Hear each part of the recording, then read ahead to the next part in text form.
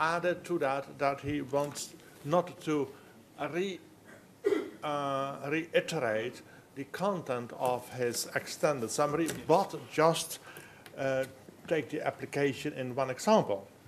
So I'm happy, Jochen, that you promised me that before. We have heard you as a speaker in the Leeuwarden seminar 2.5 years ago, or 1.5 years ago. So I was impressed on your Deutsch gründliche approach of those days, and I expect another Deutsch gründlich contribution to this seminar as well. The floor is yours. Yes, thank you very much, and I hope that I don't disappoint you. Maybe I presuppose the reading of the, well, in between summary and paper thing, which is distributed, and I just before I start, I want to make some, give some premises.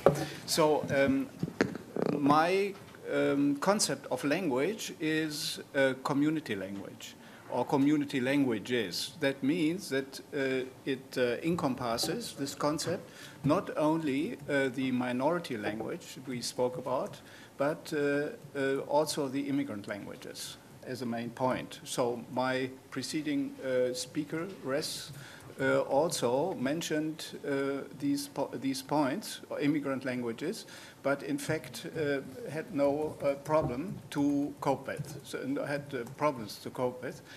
And so we know that the European community as such, or well, the Union as such, has also many problems to cope with this richness of languages in our European continent. So in fact, these are languages which are not called strictly European as European, Western European type, but nevertheless, they are included in the languages of everyday life we are just encountering every day. And these are hundreds of languages. I think in Barcelona alone, I just read an article that there are more than 200 languages besides Catalan and Spanish. So what happens with that? And so this is one thing, and my research in multilingualism is mainly focusing on immigrant languages, and one thing. The other thing is just in Turkey, I'm just also coping with minority languages, and maybe it is interesting to hear the information that Turkey itself or herself has a number of about 60 minority languages. That is the number the European Union as in total also has. So one can, but most of these languages are forbidden to be used as official languages. They are used in everyday life, okay. But that's not my point here. The second point I wanted to make is that I'm starting from the concept of variety of speaking and acting as a target of language teaching. So it's not no longer this, you mentioned, so Glyn mentioned the point, that we cope with standard languages or with a normative corpus of languages, or well, whatever that is, a norm of a standard of a language, but the acquisition or appropriation, what I heard, of a language is, to my understanding, the understanding of the varieties of a language which are spoken, used, and, well, to a certain extent also written in a language. So that means the variety of speaking and acting is based on communication and on the variety of communication. So for me, the new technologies should open the way directly to communication, which were barred off in the, well, past by didactic or didactically oriented methods of language teaching.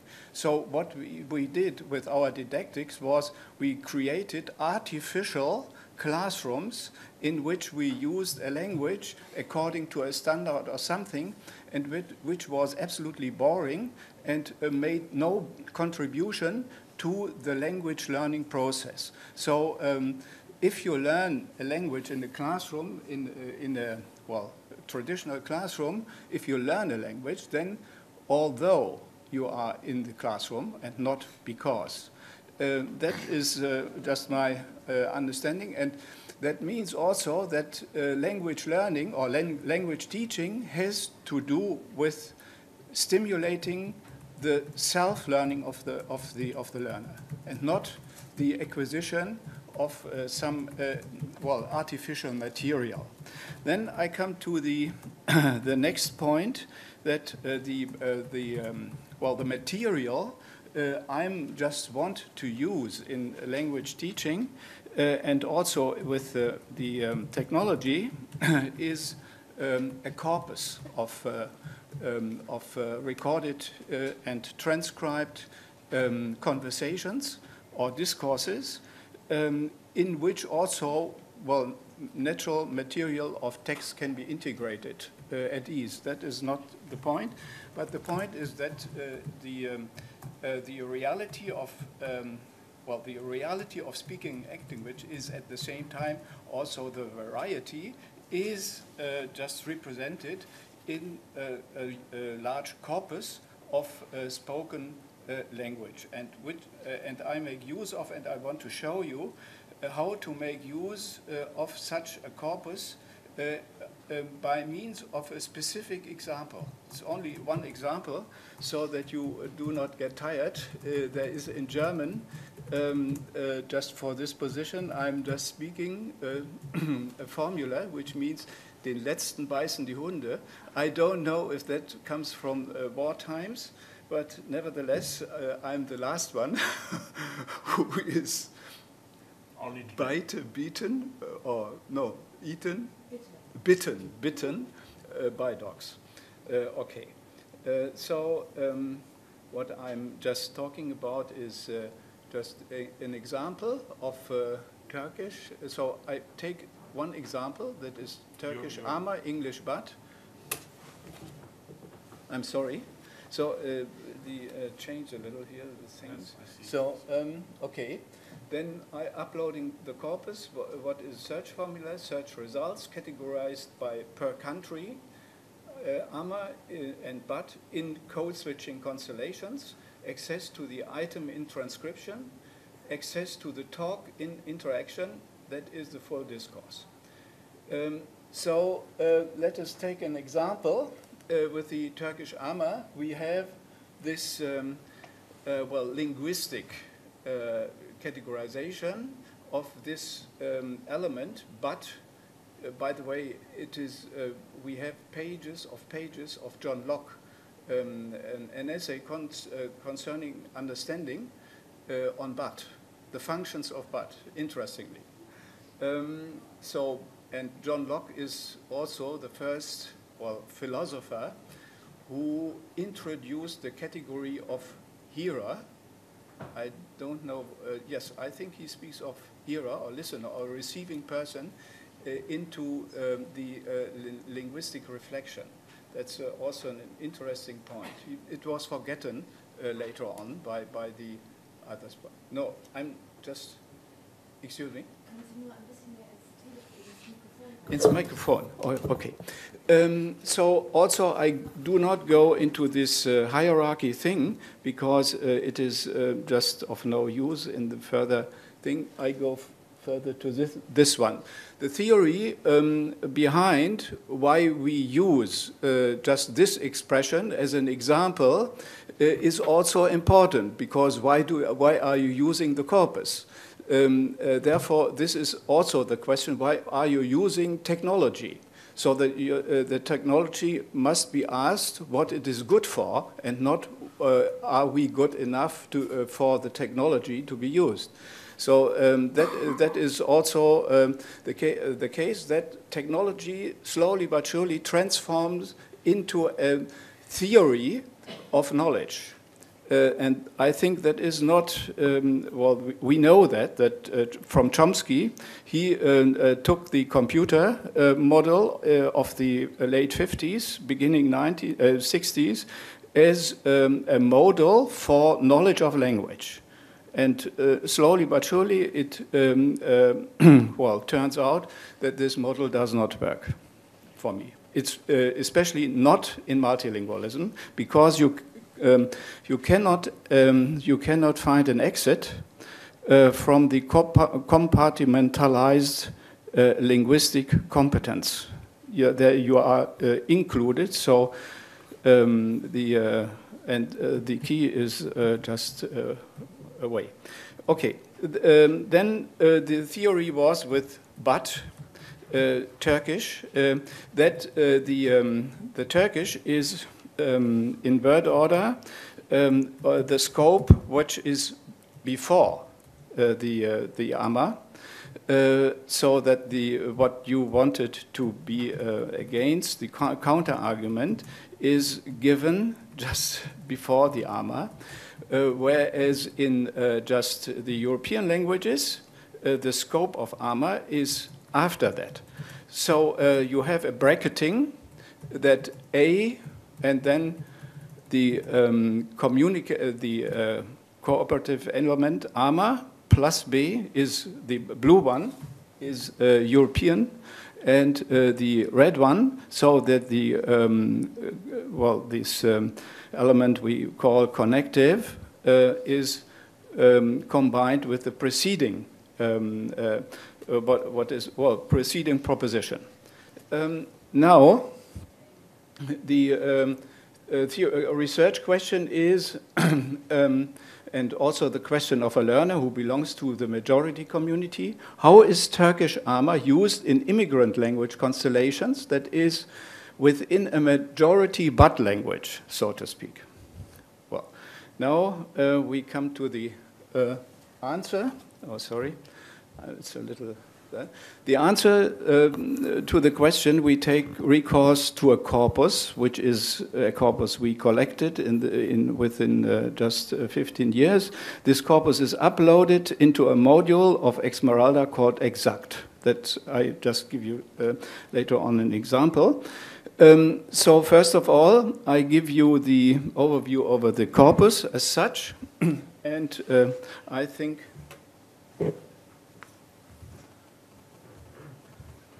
200,013 is the main, the important number. That means utterances. The basic element is utterance.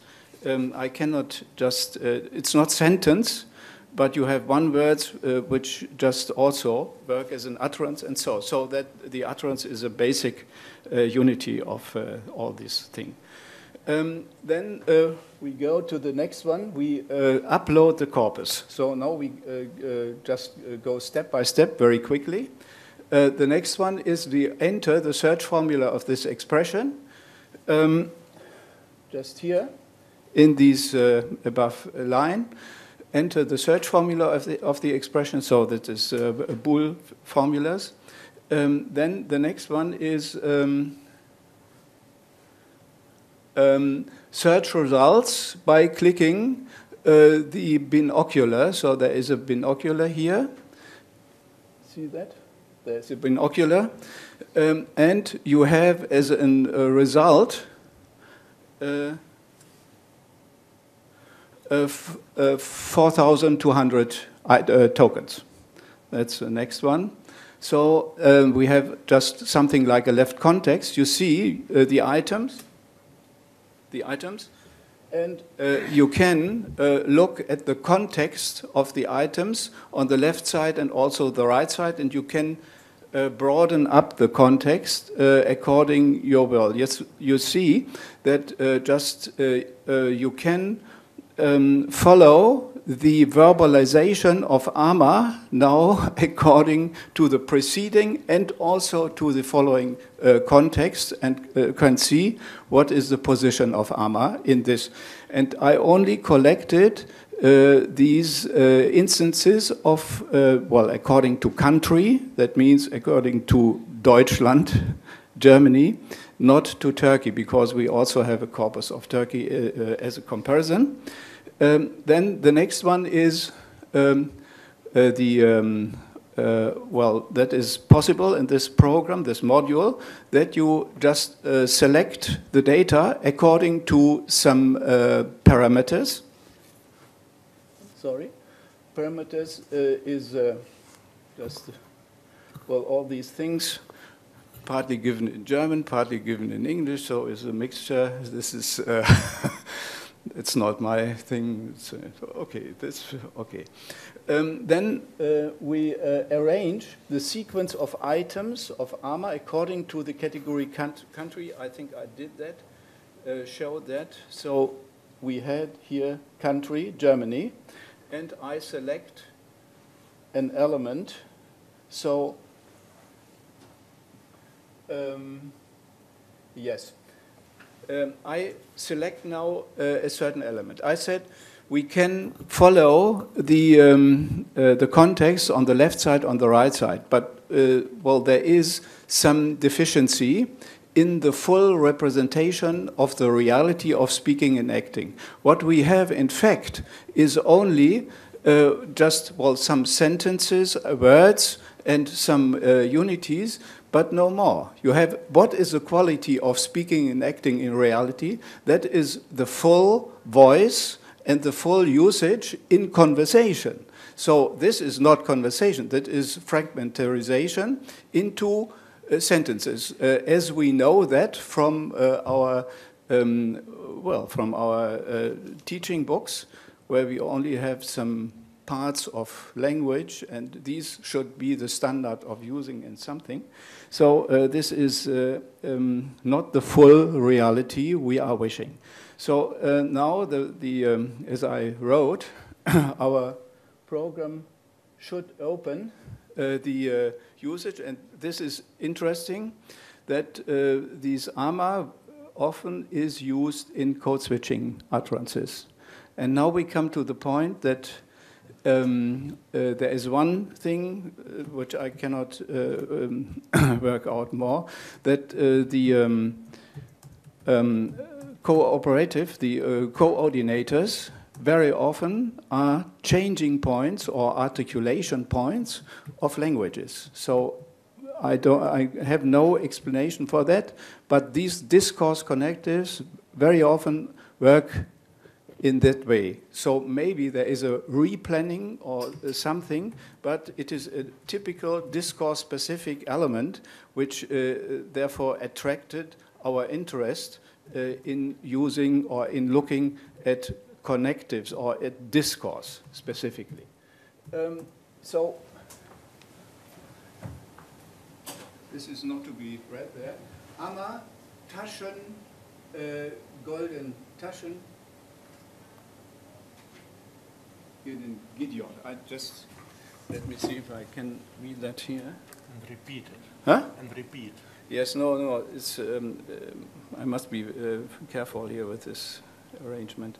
So, nevertheless, we open now by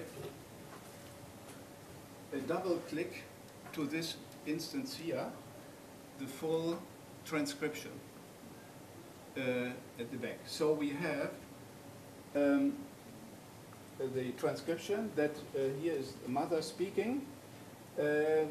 So you take your things yourself by with money. Did you? No. Hier, and Amma Taschengelden Gideon. Amma vom Taschengeld kommt das. From Taschengeld, this is possible. Ha! Onu diyorum is. So that I wanted to say.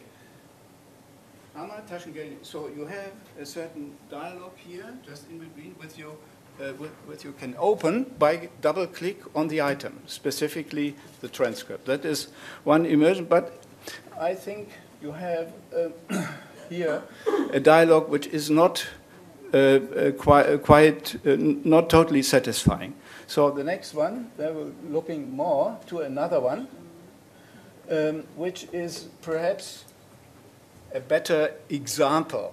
So the better example is Ama işte öyle yapınca o bir daha alınır. That is what the mother says. The child answers, evet biliyorum, yes, I know.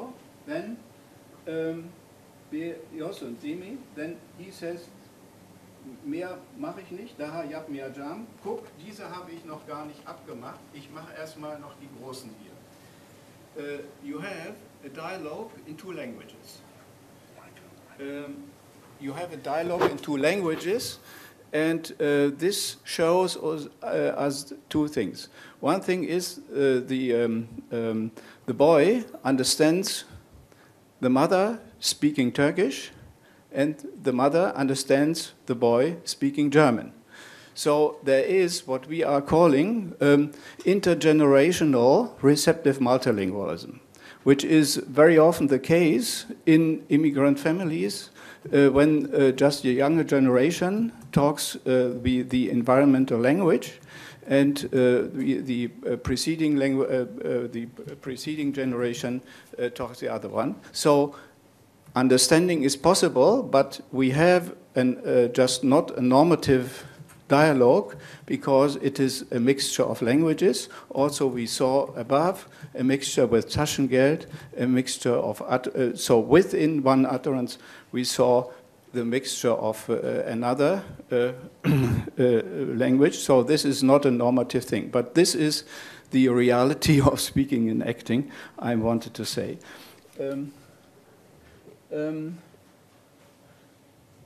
So you see, we can now look at the full transcript, and the full transcript has a translation. So the idea of this translation to bring it in transcripts, to bring it into the teaching concept is that this is also a way to teach immigrant Turkish to Germans. So that is the idea that the majority of the population learns immigrant languages, well, in courses or also in self-learning, in order to participate in the communication with the other groups.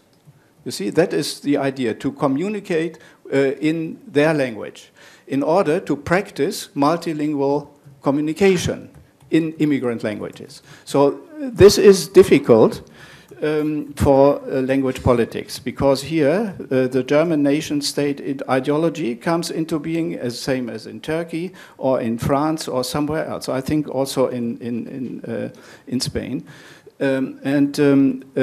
Because that means that in fact you install immigrant language courses which are not only meant to be given to Turks as mother tongue education, but also as foreign language education for Germans, of course, in various languages. And you can, so from the first class on, or from kindergarten and just crash on, you have a multilingual education for the majority of the population to bring down nationalistic thinking, nationalistic behavior, which only can, I think, abolished by learning the languages of the people which are working in that country. So that is my deep conviction that you must learn the language of the immigrants in order to integrate them, and you cannot force them to assimilate in order to forget their language.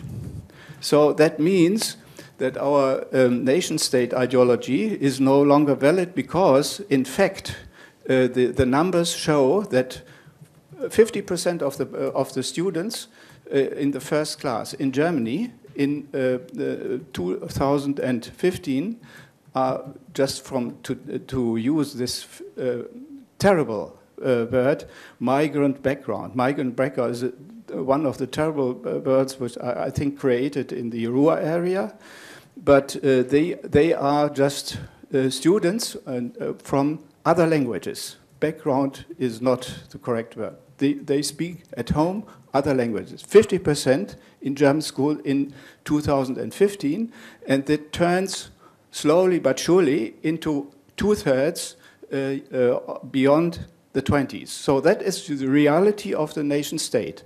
And it is clear that then the majority who has the power now will be just try to invent counter means to cope with this and not to take into consideration. And I can also state and diagnose that in Germany, the development is in the last 10 years goes towards second language learning, but not mother tongue education, not bilingual education, foreign language teaching, well, English as a foreign language, and something else, but something else is going smaller and smaller. So this is the foreign language teaching and the second language learning scene. Both scenes are just converging towards a monolingual attitude. And that is, for me, something like, well, a Freudian mechanism in order to cope with what is just coming up de facto and what one does not want to acknowledge. So this is the language political thing. These are your 25 minutes. And just same, now I'm giving you just the example of the full body. Is only the last one. I open that and I give you, I hope it works. Let me see, just a second. This is now the microphone. This is now, yes, the microphone. Speak in the microphone. Just a second.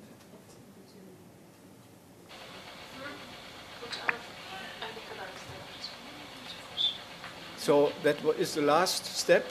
You can just follow. Evet biliyorum. Daha yapmayacağım. Diese habe ich noch gar nicht abgemacht. Ich mache erstmal noch die großen. Şimdi bana şey anlatsana, temin ne olmuştu televizyon?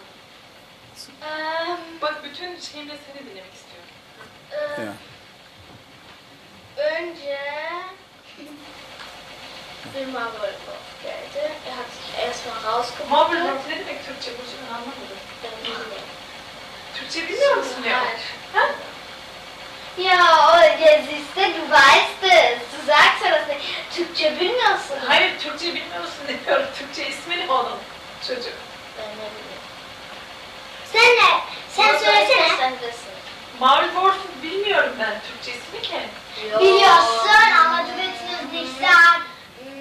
Ya. Gerçekten bilmiyorum. Marvel-Wolf şey olabilir mi? Köstebek? Evet. Köstebek mi? Evet. Ha şimdi tamam, şimdi anlayabilirim. Söyle bakayım. Und dann ist der Maulwurf rausgebuddelt. Okay. Wollte er erstmal, hat er Farbe. That's it. You saw, I think this was very, very clear that from Turkish then by done, is, so done is then, so also a connective. You have a switch of the languages and a re-switch to Turkish according to the communication. So what I think is promising with this material is that you can repeat that and can follow what you are just listening to. Also, you follow in the transcript. So if you do that, just transcript and listening, transcript listening again and again, and that is language learning, you can slowly but surely form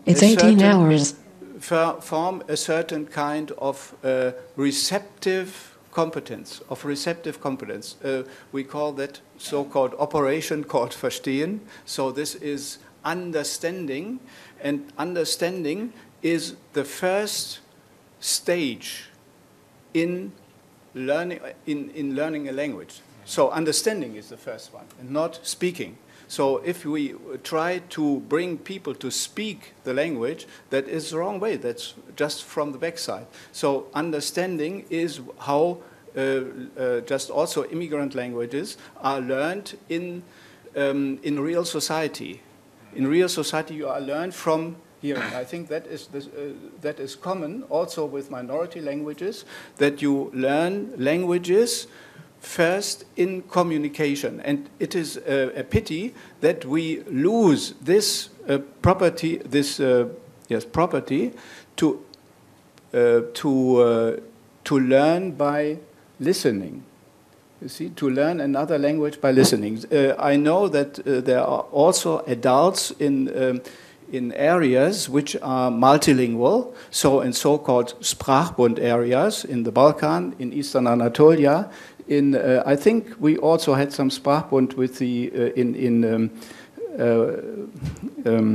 in Limburg and the borders of Belgium and so, where people are multilingual and are just also following just later on a better competence in understanding foreign languages, multilingual. So these areas show that also adults learn other languages than they acquired as a child in adulthood, and this is the means, the skill, if you want, which we want to back by this material, to learn a language by listening and control what you just understand by the transcript and going back. So, well, but that is what I wanted to say. Okay, a little longer. Yeah. Well, okay. Thank you very much. Okay. Thank you very much indeed.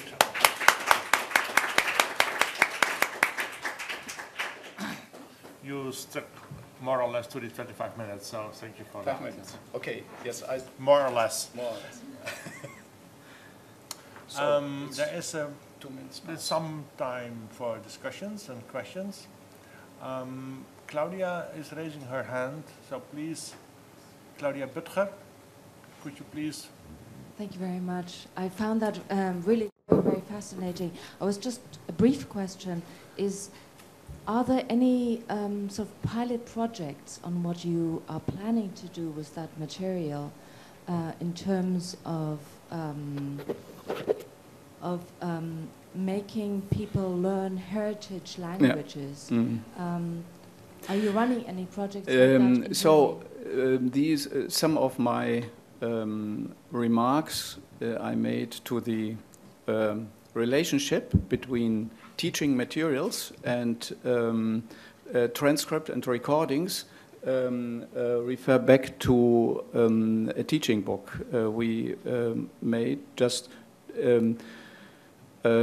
Turkish für Deutsch für Türken, Türkler için Almanca. So it was a bilingual teaching book we made in the 90s with just a special focus on self-learning. And this material consisted of 15 lectures, so it could be used in the classroom, and all the the dialogues in the different lessons were based on real recordings. So we transcribed them and put this material into the teaching book, and also with mistakes and all these things, and corrected the mistakes, and so that this can be seen as a certain kind of forerunner of this idea. But in fact, just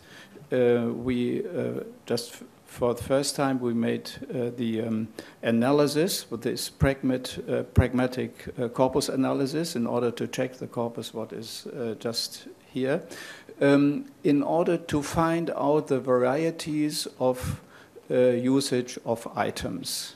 And I think that is what is just nowadays the modern approach of sociolinguistics, that is no longer interesting what the standards of a language is about. Also pragmatics in the conservative sense is oriented toward standards and norms. And now what is interesting and is opened by these masses of new materials is that you see that people use languages in order to do different things. And now you can see to which processes also of acting linguistic forms are used. So it is not the cancellation of the idea that a language has forms, but you see now better the varieties of functions of forms. So that is what is meant to, well, theoretically in mind, that we open the view on the function of forms. So the functionalistic view, but it is so based on variety concept. Thank you. Glenn Williams, please. I may go from that. One of the problems with code switching has always been that it's a rational process. That I'm thinking through when I switch a code, and I'm doing it consciously, which I've never been comfortable with. If you're learning a language, as you suggested, in natural environment, and you're learning natural language and not formal language, you don't really know when you're correct and when you're incorrect. And in that sense, code switching must therefore be a tacit process as a part of social practice and not a rational thing as the theory of code switching suggests. Yes, well, there are several theories of code switching, especially those of Myers Cotton and of well, what's his name? So the Dutch. He both based their code switching on the idea of the switching and phrasal borders. So you see, they modeled both. So I'm just coming there. So most of the code switching, also with Shana Poplak, thought that the switching of the languages happen at common phrase borders. That means they presuppose language as a production of phrases, of phrase structure. That's the old idea of Chomsky, that language, that the grammar is the generating of phrase structure. And that is a really reduced idea of grammar. We say nowadays grammar is a construction, and also the utterances, below the utterances, we have constructions. And constructions is a productive, creative activity. And the activity here is that the child and also the mother take recourse to several resources of languages and bring them together, meld them together, and to create, so to speak, a new language. So it is indeed adequate to the situation of understanding in the family, and the norm, if that is correct or not, does not play any role for communication. So the fact is that the mistake, the error, and the normative just turns out to be a concept which is used in society to make a certain selection of people who do speak quite well with the norm and the others not. So we see now, and nobody knows exactly why that is, that the varieties, according to Labov, themselves have a certain systematicity. So also the mistakes, or what is not in accordance with the norm, has an underlying systematicity which is to be explored. And we do not have to judge if that is not in accordance with some standard, but we must see that there is also a certain kind of well, functionality to use that so. So therefore, the question if there is a mistake or not is just a peripheral question which does not go, it is an ideological question, with other words. Thank you. Last question? No last question. Then thank you once again. Dankeschön. Okay. And we are looking forward for the text in full extension to study that very carefully, because I must admit it is a bit complicated to follow it just from scratch. Yes, but, that is clear. It helps very much your extended summary, so I'm looking forward to the full text. Okay. Thank you so much. Thank you again.